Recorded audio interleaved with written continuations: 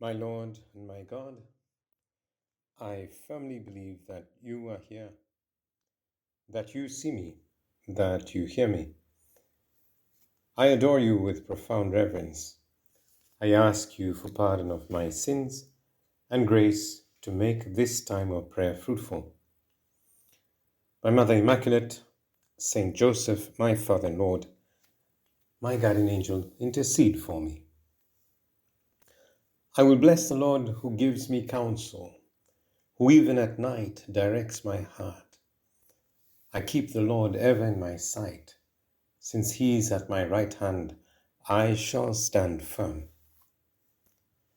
With these words of the Psalm 15 that are proclaimed in today's Holy Mass, I start my 10 minutes of dialogue with you, Lord Jesus. So what do you counsel me?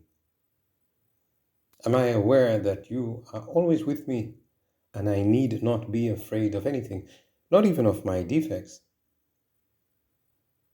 Perhaps what you counsel comes to me through those words of the Gospel. You have heard that it was said to your ancestors, do not take a false oath. Do not swear at all, not by heaven, for it is God's throne. Do not swear by your head, for you cannot make a single hair white or black. Let your yes mean yes, and your no mean no.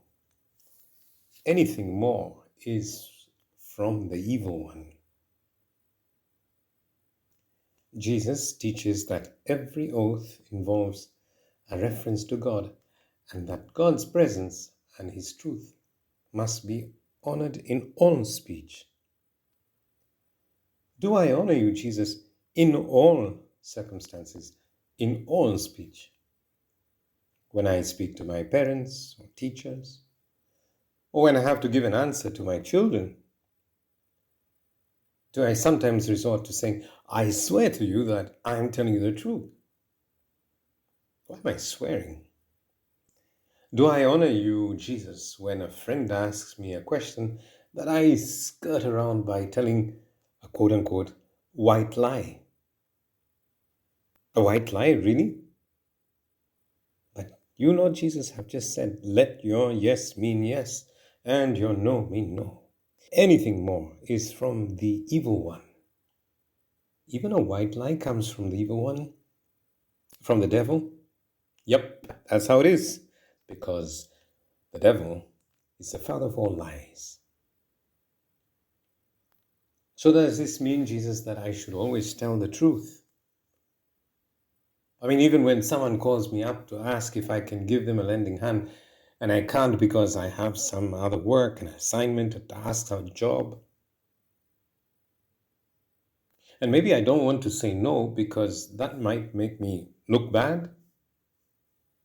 So let me just get by with a white lie by saying, well, in my part of the world, sometimes people say, mostly I'll come. And mostly I'll come is a white lie, which means I'm not coming. I'll try to come. A white lie, I'm not coming. I'll see. Yeah, right. That's a white lie. Let your yes mean yes, and your no mean no. Anything more is from the evil one. What do you counsel me, Jesus? I will bless the Lord who gives me counsel. That's why I try to spend moments with you every day, 10 minutes with you, to listen to you and to put on the goggles of faith to live the way you want me to live. And not go by what others think of me or whether I look bad, to live in the truth, the joy of the truth. Jesus, in your presence, I recall that in my childhood, I would go to a coastal town in Kenya called Mombasa. And I used to go there with my parents and extended family. My mother always pulled my leg from as early as I can remember, saying that I should have been born a fish. Because on those 4-day vacations, if she couldn't find me, she would either have to look in the swimming pool or in the sea. I love the sea, and I still love the sea. But I remember that burning sensation that I used to get that would force me to swim with my eyes closed when I was in the sea, because salt water burns. Many years later, I went to the same beach with some other people who knew a lot more than just going to splash in the water. And some of them had goggles and snorkels. I didn't have a clue of how to use them. So someone offered to show me how to use those goggles. I still remember that the first time I put my head in the seawater, I almost got the fright of my life. Right there, I saw a fish staring at me, almost asking, "What the devil are you staring at me for?" And as I got accustomed to using the goggles and a snorkel, I could spend hours marveling at the same seawater that was burning my eyes. But now I could see clearly the splendid flora and fauna of brightly colored corals, the rich sea life. I actually saw the clownfish that appears in Finding Captain Nemo. And I was able to pick up a starfish and marvel at the beauty of God's creation. And that's what goggles of faith can do for you and me in our real life. Faith, the Catechism of the Catholic Church tells us, is that theological virtue, a virtue that God grants to you and me. Faith is that virtue by which we believe in God and believe all that He has said and revealed to us, because He is truth itself. And I remember how you, Jesus, say, "I am the way and the truth and the life." Lord Jesus, may these daily 10 minutes with you help me to put on the goggles of faith, to help me to discover the marvels and the beauty of what it is to believe in you, in everything that you have revealed, because you are the way, the truth, and the life. And what can these goggles of faith help me to do on a daily basis? To see the beauty of saying yes, and to also accept that there are times I can say no. Anything else comes from the devil, the father of lies, and that burns.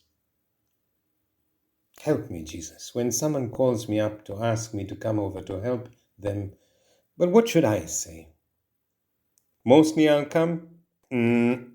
That's a white lie. Help me to say no if I can't make it because I have prior commitments. Or help me to say yes if I see that my plans are compatible. And you, my Lord Jesus, are urging me, be generous with that other person. What should I say? I'll try to come. That's a white lie. And white lies are like walking a tightrope. We may stay balanced and look good in the sight of others. Or we could lose our balance and fall because they discover that we're lying. And how nasty it is when a friend knows that I lied. I'll see. Let your yes mean yes, and your no mean no. Anything more is from the evil one. When I get into the practice of having the goggles of faith on, I also start enjoying what it is to always live in the truth and walk in the truth like you, Jesus, because this is life. When I get into the practice of having the goggles of faith on, I start to understand and experience that in being truthful, I find a great freedom and happiness because I don't have to do a balancing act and spend all my time making up excuses to cover up for lying. Sooner or later, that lands me up in hot soup, and I know it. When I get into the practice of having the goggles of faith on, I become more and more like you, Lord Jesus. Person of integrity, one who people, my friends, my parents, my family, people can rely on me because I'm not two-faced. And how much the world is in need of women and men of integrity because they find you in me. They find their way. They find their life.